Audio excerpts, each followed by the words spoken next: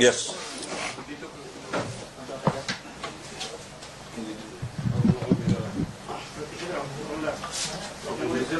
पत्रकार बंधु, आप सबको मालूम है असम की जो विधानसभा चुनाव 2026 के लिए सारे प्रदेश की जनता प्रस्तुत हो रही है। हर राजनीतिक दल भी इस विषय पर अपने कदम उठा रहा है। तो मैं तो इतना ही कहूंगा कि ये चुनाव असम की असमिया समाज के लिए बहुत महत्वपूर्ण है। असम की हर प्रांत में बसे हुए बराक, ब्रह्मपुत्र, पहाड़ और घाटी सभी प्रांत में, सभी जिले में बसे हुए 72 असमिया जाति के लिए ये बहुत महत्वपूर्ण है। इसलिए क्योंकि कांग्रेस की लंबे समय के कार्यकाल में उन्होंने विदेशी घुसपैठिया को असम लाया वोट बैंक बनाने के लिए, और असम में गैर कानूनी ढंग से उन्होंने जमीन दिया।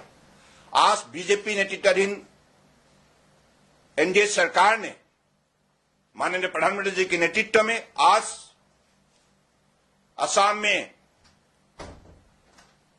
डॉक्टर हिमंत बिश्व शर्मा मुख्यमंत्री ने यहां 1.5 लाख से अधिक बीघा जमीन जो अवैध घुसपैठिया का हाथ में बंधे रहे उसको मुक्त करने में एक बहुत बड़ा कदम उठाया है।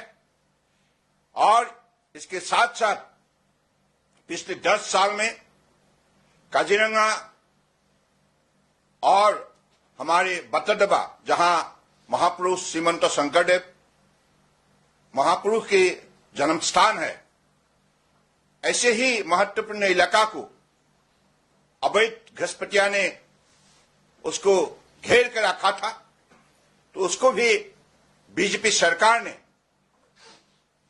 इविक्शन करके मुक्त किया, और उसी हिसाब से ही असमिया समाज के मातृ भेटी कृष्टि संस्कृति यानी कि अस्तित्व को रक्षा करने के लिए बीजेपी सरकार ने मोदी जी के नेतृत्व में पिछले 10 साल में जो महत्वपूर्ण कदम उठाया, इसके वजह से असम का लोग खुश है। और खास करके कांग्रेस ने आतंकवादियों को हौसला देकर असम में जो अशांति का वातावरण फैलाया था उसको भी खत्म करने का काम अगर किसने किया तो बीजेपी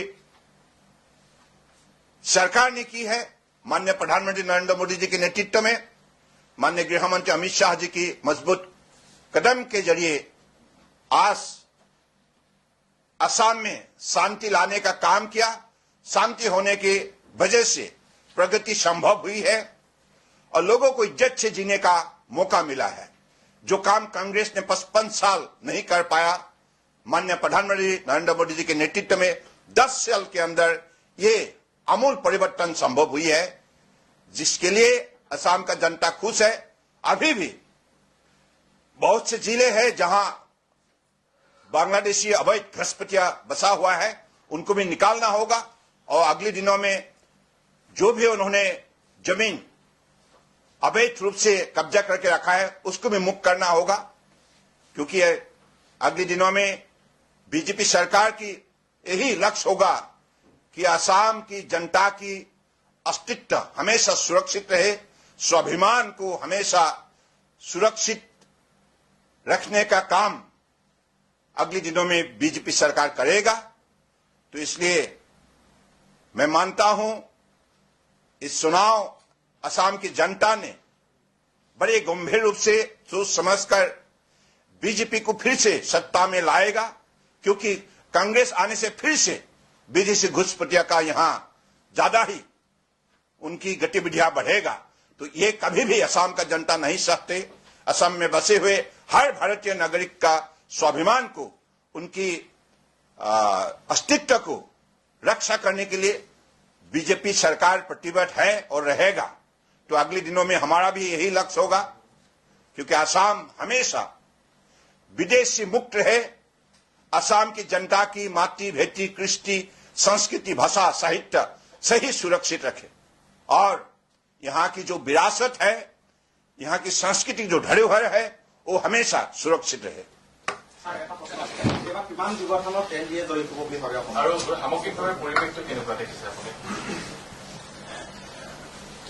स्पष्ट कथा এতিয়া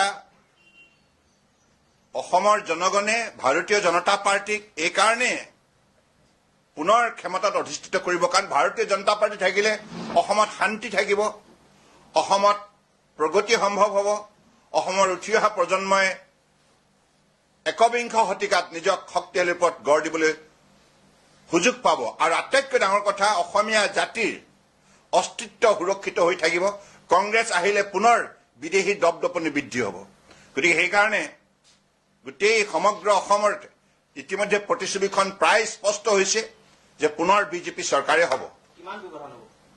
মইতো আগতে কোৱা আছে, আমি উইথ এলায়েন্স আমাৰ যিসকল মিত্ৰ দল আছে মিলি আমি ক্লোজ টু 100।